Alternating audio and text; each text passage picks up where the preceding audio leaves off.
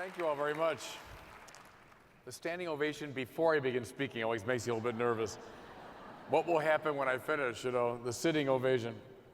Hey, listen, I'm delighted to be here. You heard about my travails maybe a little bit. I was at O'Hare Airport, and all was going very well. We got on the plane, the weather was good, and then we hear a little delay. There's a little moisture on the bottom of the plane. There's some kind of leak, and we'll take a look at that. So 15 minutes go by, 20 minutes go by, and then I saw the two pilots get off the plane. And I said to the guy next to me, that can't be a good sign. And indeed it wasn't. So we were all deplaned, and then I ran across to the other terminal to find another flight up here to Minneapolis. Finally, everything worked out, so thank God I got here. And yes, thank you. I'm delighted to be with you. I want to thank Archbishop Neinstedt and all the organizers of the event. What a wonderful sight to see.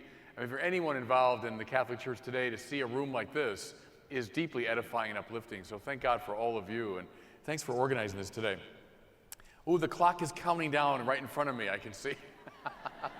What I prepared for you was 7 points about the new evangelization. It might get down to 5 or 4 as we proceed. We'll see how far I get.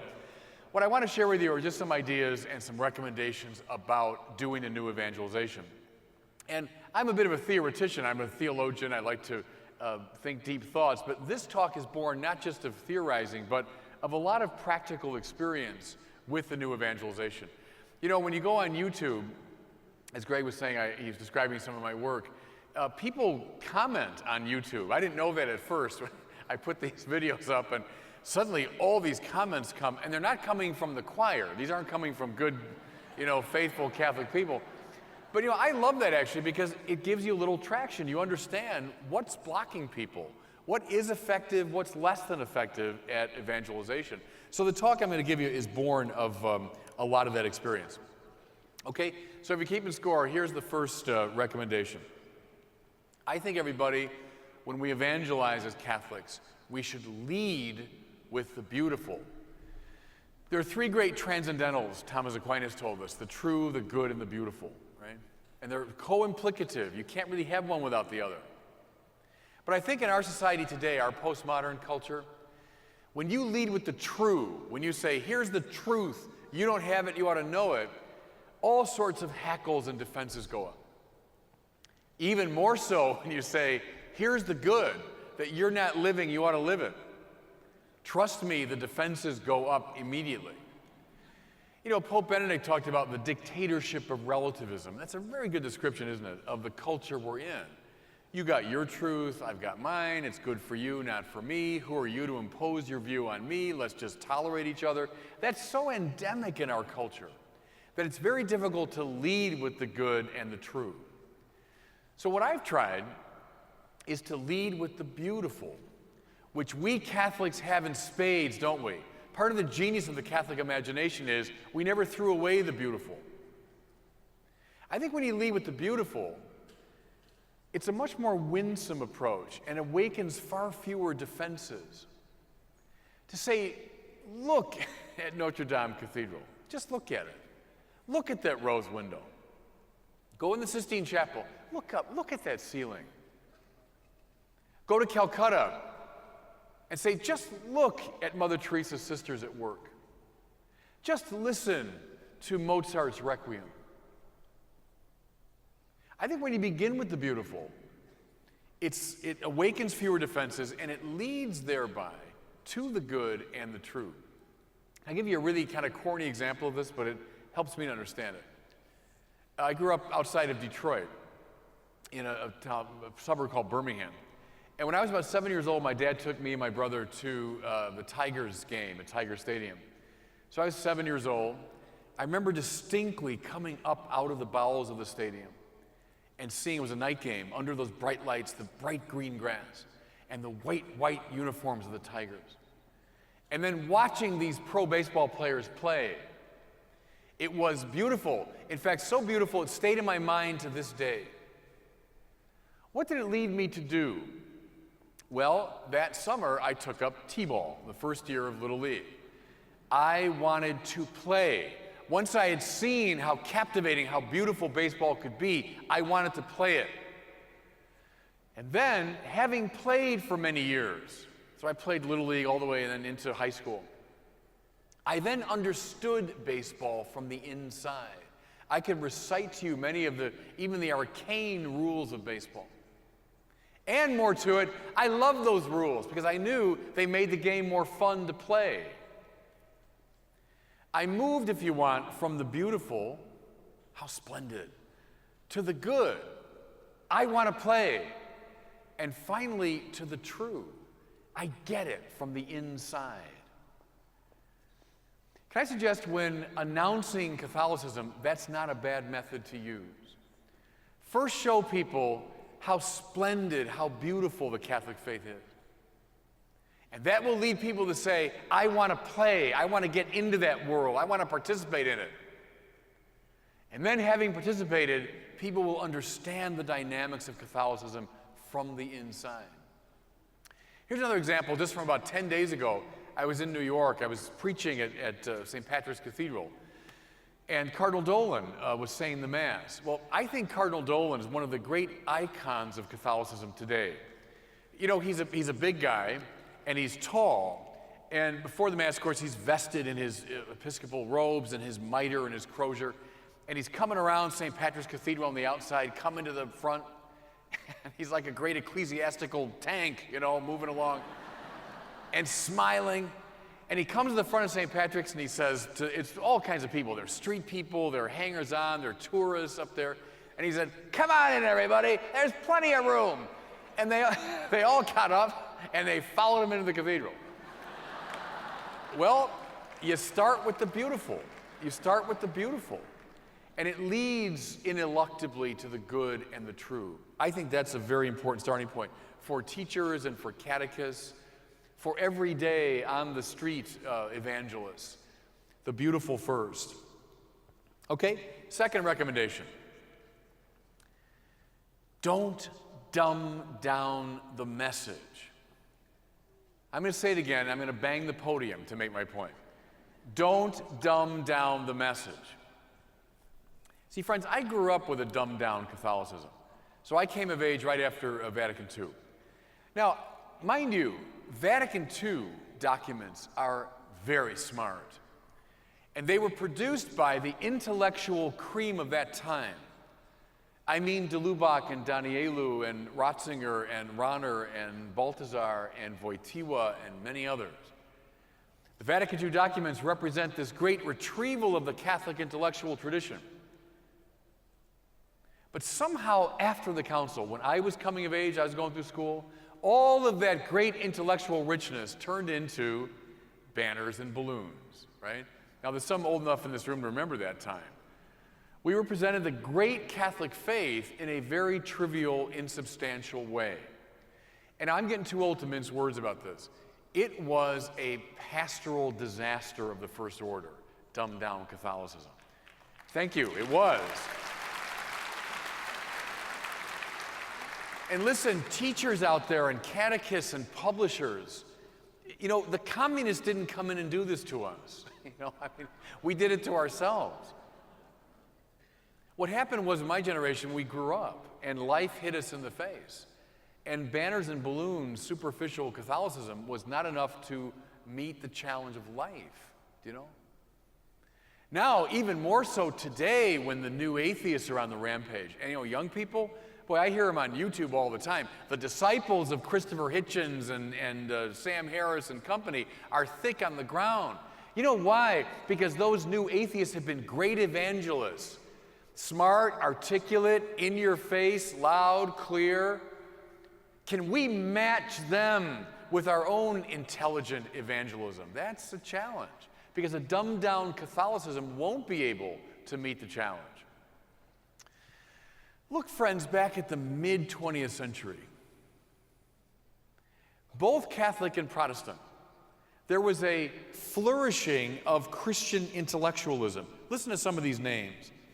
W.H. Auden, C.S. Lewis, Thomas Merton, Dorothy Day, Flannery O'Connor, Fulton Sheen, Reinhold Niebuhr, Paul Tillich, Graham Greene, Evelyn Waugh, and the list goes on and on. The great generation which on the Catholic side produced Vatican II was marked by an extraordinary intellectuality. John Henry Newman said long ago that one of the signs of a properly developing Catholicism is that it thinks about the data of revelation. When we dumb ourselves down, then we do no justice to our great tradition, and we do not allow the tradition to grow and develop in the present age. Here's something, I don't know if some of the priests in the room might corroborate this, but I find, as I preach sometimes in parishes, and people say to me afterwards, Father, you better tone it down. You're using some of those 3-syllable words, and these ideas, Father, it's a little complicated. The attention span of the people is about 6 minutes. You go beyond that, they can't follow you. You know who's telling me this? Doctors and lawyers and private equity investors, and people, I say to them, you're a lawyer. You have a 6-minute attention span? You've never read a journal article? You're a doctor. You can't do surgery for more than 6 minutes? You've never read medical journals at a high level? You're a private equity investor, man. You're analyzing companies and investing tens of millions of dollars? Why do we think, therefore, that our religion should be spoon-fed to us? Why do we think we should dumb down our religion? It's not served us. And when we evangelize, we should do so with all the intellectual richness of our great tradition. Here's the last story on this topic. Several years ago, when the Christopher Hitchens business was going on, all the new atheist stuff was of great interest to people, and I was doing a lot of radio and TV interviews. There was a radio program in Canada, and the guy interviewed me by phone, and he was very aggressive, attacking religion, so I'm trying to answer him, and we're arguing about Christopher Hitchens. Finally, he says this to me, Father, wouldn't you at least admit that Christopher Hitchens got you Catholics thinking about these things for the first time? Well, I paused to let my annoyance sink in. And I said to him, sir, I'm a humble representative of the oldest intellectual tradition in the West. Trust me when I tell you we did not need Christopher Hitchens to make us think about these things for the first time.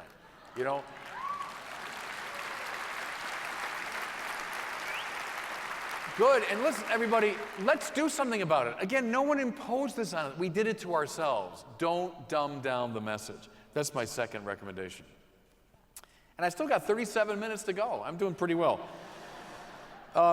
Here's the third one. Preach with ardor. Preach with ardor. John Paul II said the new evangelization's got to be new in expression, new in method, and new in ardor. Fire. Long ago, Aristotle said, finally, people only really listen to an excited speaker. It's dead right. That's from Aristotle's Rhetoric. I tell my students in the seminary, it's a great text for preachers to read. Because what's rhetoric but persuasive speech? Every homily is a type of persuasive speech. Finally, people only listen to an excited speaker. Think of some bozo on TV advertising the latest, ab reducer or something. You see these guys, and they're full of enthusiasm. They are on fire with the message of the ab reducer. Well, we can't muster at least a comparable enthusiasm for the saving word of God, Preach with ardor. Preach with ardor, with fire. Part of the problem here, everybody, and again, I'm going to go back to when I was a kid. Vatican II was a missionary council. Remember when it was called, John the 23rd at this wonderful press conference, at which he allowed himself to be photographed next to a giant globe. And at that press conference, he used for the first time a phrase that became the title of one of the great conciliar documents, namely Lumen Gentium, the light of the nations. Who's the light of the nations but Christ? What's the church? The bearer of the lumen to the Gentiles. That's the church's job, to bear the light to the world. John the 23rd was saying, look, we're not wrestling with huge doctrinal issues the way Trent was, or Vatican I, or Nicaea, or Chalcedon. We don't have great doctrinal difficulties. But, he said, the church has got to be a more apt vehicle for the bearing of the light to the nations. Vatican II was a missionary council. But again, many in this room are old enough to remember this. Was the church in this country after Vatican II a church filled with missionary ardor? My answer is clearly no. It was a church that was characterized much more by a sort of hand-wringing, a sort of self-doubt, arguing with ourselves largely about sex and authority. Now, mind you, those are important questions. The people that argued on all sides are people of goodwill. I'm not doubting any of that. But a church that is largely bickering with itself is not a missionary church. It's not a church that is going to be convincing to the wider culture. If you people can't decide what you believe in, why do you think I should listen to you? You know? Ardor comes from a certain clarity about who we are. Vatican II was meant according to the image of Noah's Ark. You know what I'm saying? So Noah preserves on the ark a microcosm of God's good order. But then the minute he's able, Noah opens the windows and opens the doors and lets the life flood out into the world. That's the church. That's the church.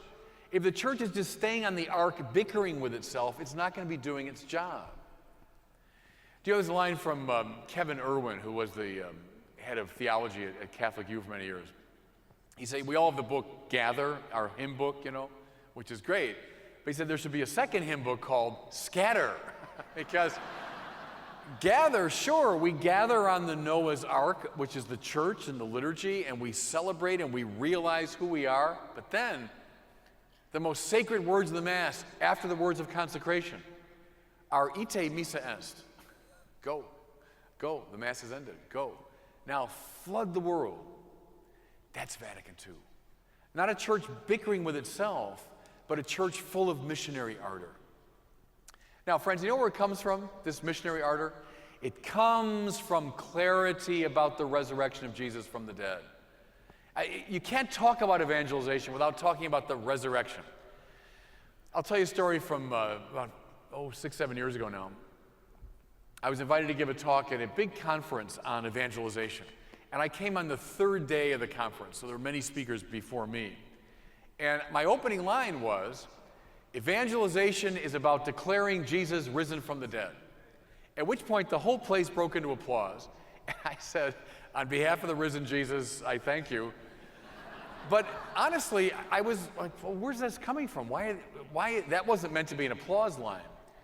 Well, afterwards, I talked to several people. They said, Father, we've been here for 3 days.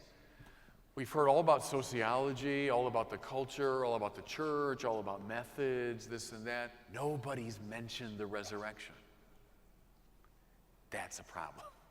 Because the evangelion, the good news, is that the one that Caesar killed, do you know that one? Yeshua from Nazareth? That one whom Caesar crucified? That's meant to be a sign that terrifies the world into submission. If you cross us, we'll do that to you. That's a sign of sin. That's why the cross is the revelation of our sin, because it's a judgment on the violence and hatred and cruelty and stupidity of the world. That one, that Yeshua, God raised him from the dead, which means God's more powerful than Caesar. God's more powerful than cruelty and hatred. God's more powerful than anything that's in the world, as the gospel says. And that's good news. That's evangelion. And it means there's a new king. Look above his head. I-N-R-I, Jesus Nazarenus Rex Judeorum, right? The king of the Jews is by extension the king of the world. That was Paul's message. That was Peter's message. That was the message of James and John and all the rest of them. When we forget that Yeshua who was put to death by Caesar was raised by God, then we've lost our evangelical ardor. So to come back to the resurrection is indispensable. Okay, number 4, and I'll give you a quick version of it as my time is ticking down here. Number 4, everybody, evangelists, tell the great story. Tell the great story. Jesus, crucified and risen, is the climax to the great story detailed in the Bible. Several years ago, I read a line from N.T. Wright. Do you know him? One of the really great Bible scholars in the world. N.T. Wright said, "The Christology of the last 200 years, both Protestant and Catholic, has largely been Marcionite in form." Now, I've got my academic hat on here, but it's making a very important point. Marcion was a 2nd century heretic who said we should get rid of the Old Testament. That's a witness to a fallen God, a false God. The truth is contained in certain books of the New Testament. That has haunted us, friends, from Marcion to the present day. A tendency to de-Judaize Christianity, to deracinate Jesus from the great story of Israel. Now, what happens when we do that? I'll tell you exactly what happens. We get the Jesus of Deepak Chopra, or the Jesus of Oprah, or the Jesus of the New Age. What we get is Jesus as mystical guru, ethical teacher, Sufi mystic. I mean, there are points of contact in all those areas, sure, but that's not the Jesus presented by the Bible. See, if he's just one more mystic or one more guru or teacher among many, then who cares? Suppose you find Khalil Gibran more inspiring, well, then why follow Jesus? Suppose you find the Buddha, or you find Sufi mystics more inspiring. He's just one teacher among many. But he's not presented in the New Testament as one teacher among many, but rather as exactly that, the King of the Jews, the climax of an ancient story. Act 1 of which is creation. Act 2, the fall, creation compromised by sin. Act 3, the formation of a people, Israel, who would listen to Yahweh in such a way that their minds and hearts would be formed according to His. They would know how to think as the Lord and act as the Lord does. They would know how properly to worship Him. And listen, friends, in that process, they would become a magnet to the rest of the world. The whole world would be attracted by the sheer beauty and splendor of Israel's life. Covenant, prophecy, law, temple, all the great institutions of Israel were meant to do what? To bring divinity and humanity back together. A marriage of divinity and humanity. And Israel was the great people who would show this to the world. Who is Jesus? But the fulfillment and the climax of this great story of Israel. We say in our doctrinal language, in Him, two natures come together, divine and human, without mixing, mingling, or confusion. A fancy way of saying, in Him, the covenant has been fulfilled. In Him, the law has been fulfilled. In Him, the prophets have been fulfilled. In Him, the temple's been fulfilled. Israel has come to its full identity, which is why when the Son of Man is lifted up, He will draw all people to Himself. That's the ancient vocation of Israel, now realized in Him. That's what Paul is saying as he careers around the world that he knew. That's why Paul wanted to go to Spain, to the ends of the world, to announce that there's a new Lord. The King of the Jews has emerged, and He is the King of the world. We are living, by the way, in Act 5 of this great drama. What's our job? The age of the church. It's exactly the same as Paul's. To announce to everybody we know. Announce to every institution we're part of. Announce to the culture that we're in, that you have a new Lord. The risen Christ, the story of Israel come to its climax. God in Christ reconciling the whole world to Himself. That was the message Paul preached. It's the message we have to preach. If you deracinate Jesus from His Jewish roots, He devolves into one spiritual teacher among many. But if you tell Him, you speak Him, you preach Him as the climax of the story of Israel, then He has His full evangelical power. Just a last thing here. You know, when I talk about the Bible and the Old Testament and telling the story and all of its richness and detail, people say, oh, come on, Father. The kids today, I mean, the Bible, the Old Testament, they can't handle all that, all these weird names and arcane stories. Let me tell you something. About a year ago, the 9-year-old daughter of a great gal who works at Word on Fire, my media ministry, came to the office. And her mother said, hey, Megan, tell Father about Star Wars. Well, she's a big Star Wars fan. Now, I like Star Wars. I know the first 3, the old classic Star Wars with Harrison Ford. The new ones, I know a little bit. This kid, though, I mean, she knew all 6 Star Wars. I mean, beginning to end. I know about Han Solo and Obi-Wan Kenobi. She's going on about Bobo Fu and Hobby Dobby and the whole thing. I mean, every detail of Star Wars. You know what occurred to me? Oh, Father, the kids today, they can't handle the Bible. It's too complicated, and these funny names and weird stories. Come on. Come on. They can handle Star Wars. They can handle the Bible. You know, 9 years old. Yes, good.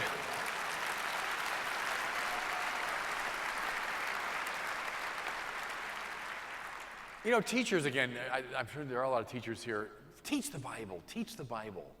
You know, I think, again, my generation, we didn't realize Vatican II's desire to revive the Bible. But the Bible is where this thing takes on snap and crackle. You know what I mean? The story of Jesus. Okay, so that's tell the great story. Here's number 5 for you, if you're keeping score. So I might get through all 7. We'll see. Number 5 is emphasize the Augustinian anthropology. Emphasize the Augustinian anthropology. So I'm talking about Augustine, the great Augustine, and his understanding of the human person in the presence of God, what we call theological anthropology in technical language. Here's the single greatest statement of theological anthropology anywhere in the tradition. If you hang on to this one statement, in many ways you've got all of evangelization. Augustine said long ago, Lord, you have made us for yourself. Therefore, our heart is restless until it rests in thee. Splendid and dead right. Lord, you made us for yourself. Everybody in the world is wired for God. Now that's Christopher Hitchens and that's Pope Francis, you know what I'm saying? And everybody in between. Everyone has been wired for God. Why? Why? Because no matter how much truth the sciences deliver to us, we're hungry for more. No matter how much truth philosophy opens up to us, we're still unsatisfied. No matter how much good we achieve through our acts of love and justice, we're still not at rest. No matter how much beauty we experience, we have this aching sense of there being more, that beauty is just a hint of beauty itself. C.S. Lewis called that joy, didn't he? That delicious longing at the limit of our achievement. It's important, isn't it? It's not so much in our down moments. That's where Marx got it wrong and Freud got it wrong. Not in our down moments that we engage in wishful thinking and we invent God. No, it's just the opposite. It's at the best moments in life, at the limit of our knowing and our striving and our achieving and our sense of beauty, that we know there is something more. Lord, our heart is restless till it rests in thee. We evangelists have to know that and exploit that. Listen to every sermon ever given by Billy Graham. They have the same basic structure, which is you've tried this, haven't you, and you're not happy. You've tried that, haven't you, and you're not happy. You've tried this. Well, I got what will make you happy. That is the fundamental evangelical form. Listen now to John Paul II. Very similar rhythm in his evangelical preaching. I'll give you a quick biblical ground for this. You know that wonderful story in 1 Kings of Elijah and the priests of Baal? Remember? So they go up on Mount Carmel. How many priests of Baal are there? 450. How many prophets of Yahweh? 1. So it always goes, right? The avatars of the false gods are always thick on the ground. It's true today. But Elijah challenges them. Oh, you build altars to your gods, I'll build an altar to mine, and we'll see what happens. So they build the altars, right? The priests of Baal. And then they plead and they cajole and they beg and they hop around the altars and nothing comes. No fire answers. Elijah then mocks them deliciously. And it's one of the funnier stories in the Bible. I don't know, they're gods. Maybe they're on vacation, he says. Maybe they're napping. And in fact, some of my Hebrew scholar friends say a sense of the Hebrew there is maybe they're in the jakes, they're in the bathroom. I don't know where they are, but they're not responding. So what do? Well, they get frantic then.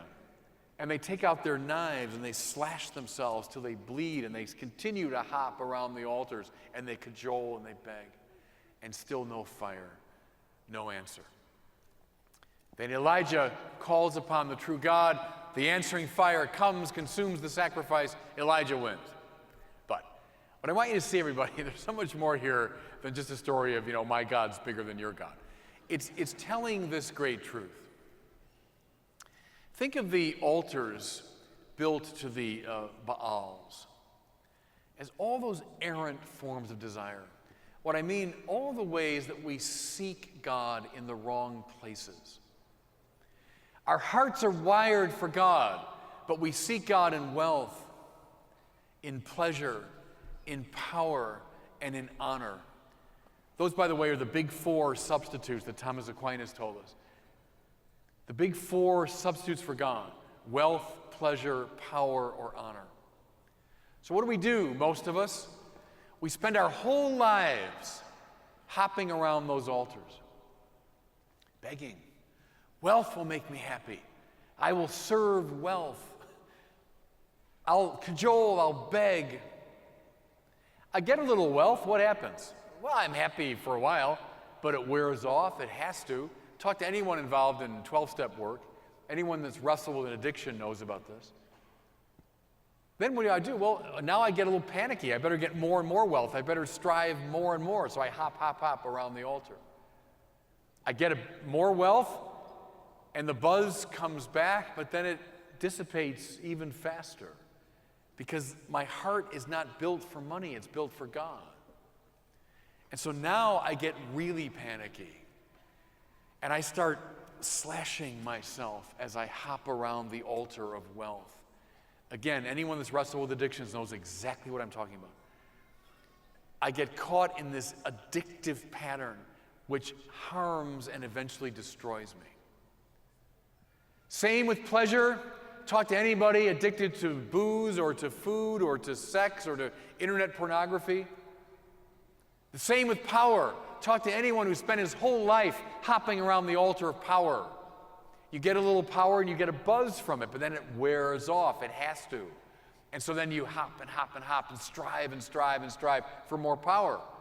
Before you know it, you're caught in a self-destructive, addictive pattern. Same with honor. The only fire that will come from the true God.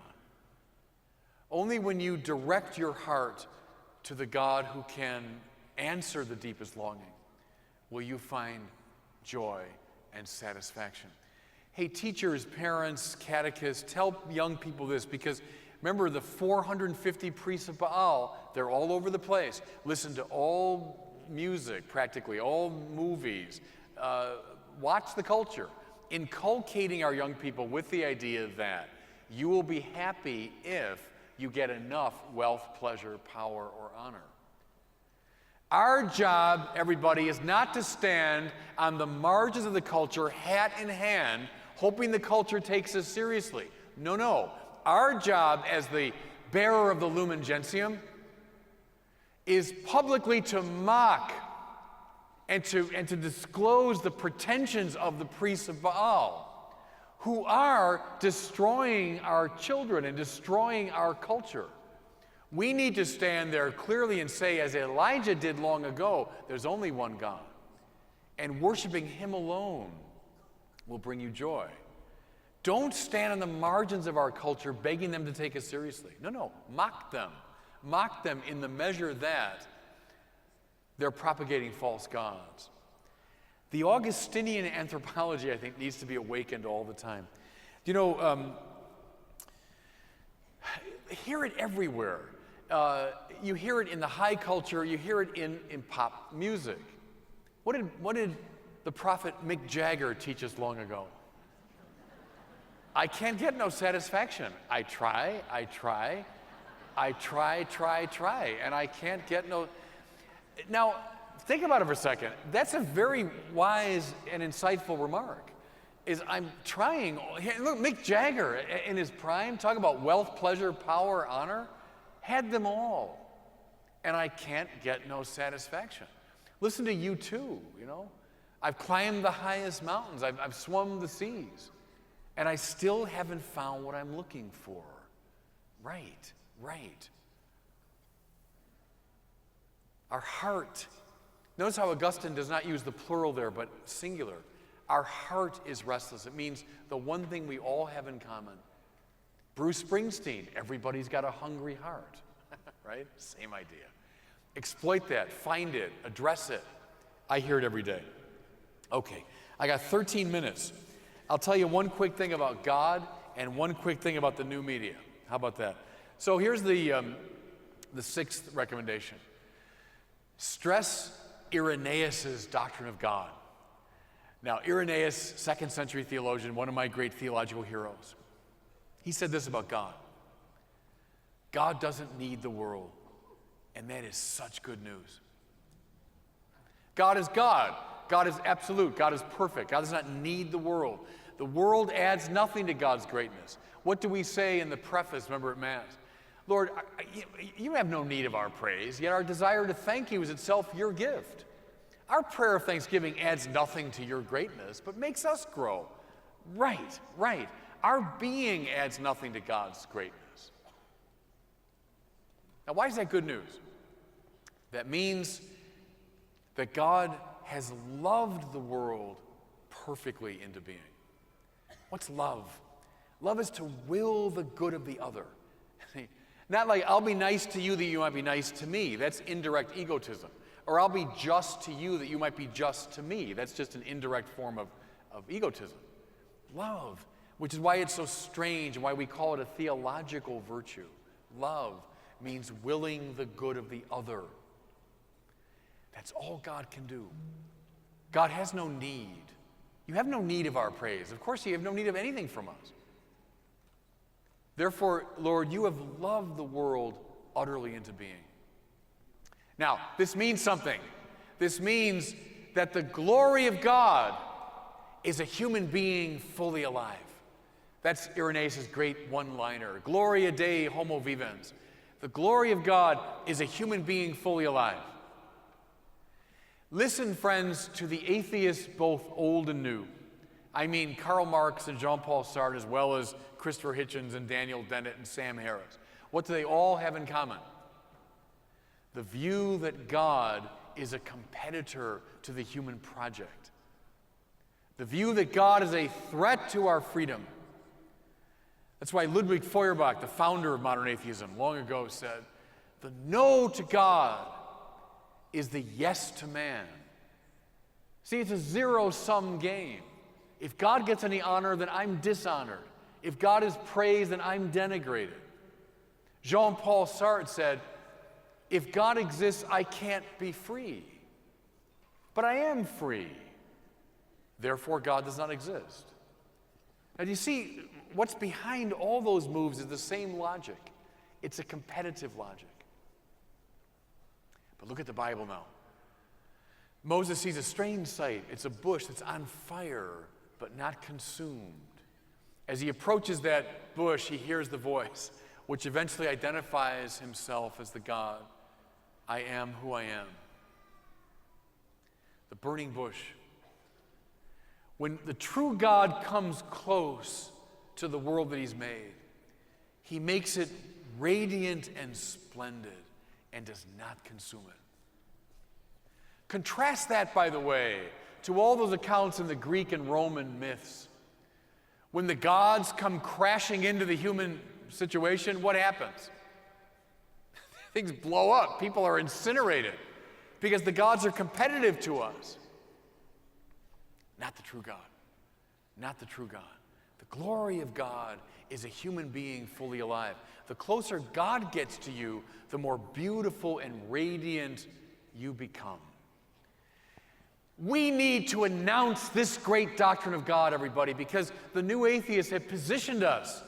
It drives me crazy when I watch the debates with the new atheists.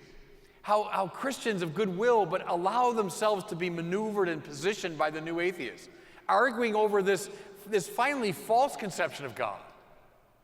The true God enhances the human project. What if Jesus' humanity is lost in the incarnation? Well, nothing. His human nature, his humanity is elevated and rendered splendid and beautiful and radiant. That's Christianity. The true humanism, teachers again, preachers, catechists, listen to me. The true humanism, it's not Marxist, nor is it some form of contemporary capitalism or any of those false ideologies. The true humanism is Christianity. Gloria Dei homo vivens. That's evangelization. Okay, that's a quick version of number 6, the Irenaean doctrine of God. So can I come now to the last recommendation? And notice something, please. I very purposely emphasized content here. And again, for teachers, preachers. The kids at Mundelein that I teach, I'm the rector of the seminary now, they always want to run to the new media. Father, teach us how to use the new media, how to get on TV and YouTube and all that. You know what I always tell them? Before you even think about the new media, spend a lot of time with the old media of books. You know what I mean? Everything I've been talking about is the content of our great intellectual tradition. First know that, so that when you come out publicly in these fora, you got something important to say. Here's part of the irony of my talking about the new media. I'm of the age where I learned how to type on a manual typewriter. I know young people are saying, manual typewriter? Did I study that in ancient technology class, you know? Remember manual typewriters? When I was in high school, we still learned how to type on those. I got my first computer when I went off to get my doctorate in 1989. So I came to the game rather late when a good friend of mine in a parish I was helping out suggested, now this is, 17, 18 years ago, hey, Father, why don't we get a website to put your sermons up? I said, what's a website? I had no idea what he was talking about. And then a few years later, when someone said, hey, Father, we could podcast your sermons. I said, what's a podcast? But then about 10 days after that little exchange, there was an article that appeared that said, Father Robert Barron, the leading podcasting priest in America. And I didn't know what podcasting was 10 days before the article appeared. So that's why I'm kind of a strange person to be talking about it. But I have gotten into that world, and with the help of a lot of great kids who work at Word on Fire and know how to do all these things, we've been able to get the word out. Let me just say a couple of quick things about the YouTube videos. You know about the Catholicism series, and that was my great dream, was to do something. Thank you. Thank you. To do something really big and bold and all that. So that's where that came from. And then, you know what it was? It was good Catholics, lay people, who believed in it. Because in the beginning, I had nothing to show them. It was just a dream, an idea. And when a wonderful donor came forward and gave us the money, I was just telling Jeff Cavins, because when we were filming in Caesarea Philippi, it's in episode 1 now of the series, I ran into him. He was over there with a group doing something, and so we chatted, and I just told him the truth, which was we were just getting off the ground. We didn't know if we could finish. We did not have the money for it, but that's how that got going. But the YouTube thing came from a donation that was given to me about 10 years ago, and the person said, hey, Father, do something creative with this. So at the time, YouTube had just come into being. It was like 2006 or so. And I just heard about this thing. You could put whatever video you wanted up there. And at the time, it was like, you know, my cat jumps off the roof and it would have 4 million views. So I thought, well, what do we have to lose? I mean, let's do some commentaries. So the first one I did was on Martin Scorsese's movie, The Departed, which I had just seen. And I talked about the way he portrays evil in that movie. And we put it up there, and honestly, I had no idea if anybody would listen. When my mother, she still doesn't really watch my videos, my mother. You know, my mother said to me last week, she said to me, Bobby, do you think you're a little overexposed? That's my mother, you know. And I said, yeah, I probably am, Mom, you know. Anyway, she's never watched them, but then gradually a lot of people started to watch these videos. As I mentioned to you earlier, one of the great things is the responses that people comment, and they're way outside the choir, way outside the walls of the church, but it gives me some traction with them. I can know what's blocking them. I can engage them. I'll tell you a quick story, and I can't miss this one, being up here in Minnesota, the home state of one of my great heroes, Bob Dylan. Discovered Jeff Cavins, too, is a big Bob Dylan fan. Anyway, I've done about 6 or 7 videos on Bob Dylan's music to show the biblical roots of them. Anyway, I got this email from a 19-year-old kid, and he says, Father, I hated the Catholic Church, I hated Catholic priests, and I hated everything about religion, but I love Bob Dylan. So I was Googling Bob Dylan one night, and up came your video on All Along the Watchtower. And he said, I saw your Roman collar, and I wanted to just delete you. You know, I just don't like priests. But something possessed me to watch it, and I liked it. And then I watched another one of your Bob Dylan videos, then a third one, which led me back to your website, and then I did this and that. And then he was writing to tell me that he was joining the RCIA program that fall. Now, yeah, thank you. Just want to be really, really clear, that's not typical. You know, that's not a typical reaction, but wonderful. But it shows you the power of the internet, doesn't it? Here's this kid, how would the church have ever found him otherwise? He would never have come to our institutions or anything, but we found him. Here's another one, and I'll close with this. A young woman emailed me, and this is during the time, year and a half ago, when Charlie Sheen was having his crack up, remember? And she was checking out him on the web, and she found some site, and Charlie Sheen led her to Martin Sheen, Charlie's dad, right? And then Martin Sheen led her to Fulton Sheen, because it's true, Martin Sheen took his name, you know, from Fulton Sheen. And then Fulton Sheen led her to Catholic preaching, which led her to me, to my website. And then she got on in the whole bit and then decided to become a Catholic and all those wonderful things. But I remember thinking when I got that letter, well, Lord, if you can use Charlie Sheen for your evangelical purposes, who am I to stand in the way, you know? I would encourage, pastors and those involved in parishes and those involved in education, here are these tools, that Fulton Sheen would have given his right arm for, that we have now. I can put something up on YouTube, it's 24/7 all over the world. I can put it up, and within a half hour, I'm getting emails from Nepal, from sailors off the South China Sea, from Kenya. And it's a wonderful tool that we have, and we've got to get into that world intelligently and passionately and with ardor. So new expressions, my talk has been all about new expressions, how to address these things. New methods, there's the new media. And with new ardor, with the fire, everybody. And I think then this can be a real golden age of evangelization. And I really mean that. It might have taken us 50 years for the missionary power of Vatican II to be expressed. And I do have a strong feeling it's happening now. And I'll tell you, one of the most inspiring signs of that is right in front of me. So God bless all of you. Thanks for listening today, and thanks for having me.